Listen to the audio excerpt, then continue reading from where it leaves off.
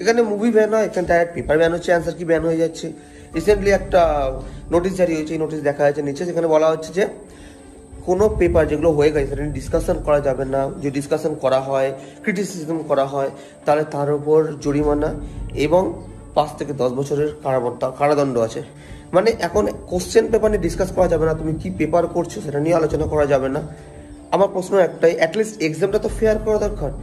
Exam অব্দি fair করছো না, যদি তোমার কেউ ভুল ধরিয়ে দেয় তুমি তাকে জেলের ভয় থাকা, সেটা তো তো ইংলিশে কী জানো ব্যাপারটা, ডিক্টেটরশিপ, এটা তো ডিক্টেটরশিপ বলে। আর এই নিয়মটা নিশ্চয়ই সেন্ট্রাল গভর্নমেন্টের ব্যাকআপ ছাড়া ইম্পসিবল। নেপালের সম্প্রতি একটা বিরাট বড় প্রোটেস্ট হয়েছে, ভারত এখান থেকে কী শিখছে ভগবান জানে।